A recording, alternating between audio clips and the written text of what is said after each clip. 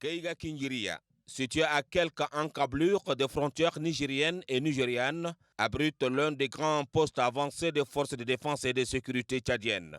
Ici, les soldats en première ligne de front contre les incrédules de la secte Boko Haram ne baissent pas la garde. La surveillance est constante et rigoureuse.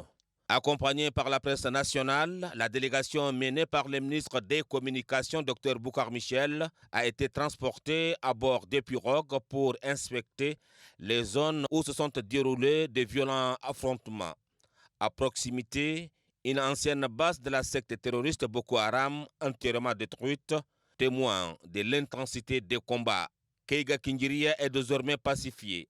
Le commandant des opérations militaires, souvent annoncé à tort pour mort ou blessé par des rumeurs sur les réseaux sociaux, a affirmé avec assurance que le moral de ses troupes est au beau fixe. On a neutralisé toutes ces sectes Boko Haram sur notre territoire national. À l'heure où je vous parle, mes hommes et moi, nous sommes partout dans chaque île. Parlons des Tchokou.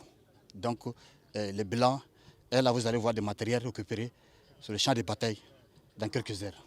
Merci.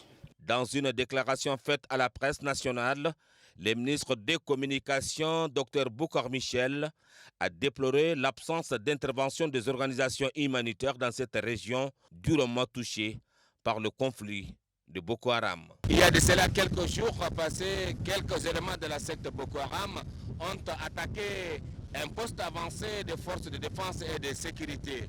Selon les informations recueillies sur place, une grande base de la secte Boko Haram qui se trouve derrière ce lac du côté nigérian a été complètement détruite.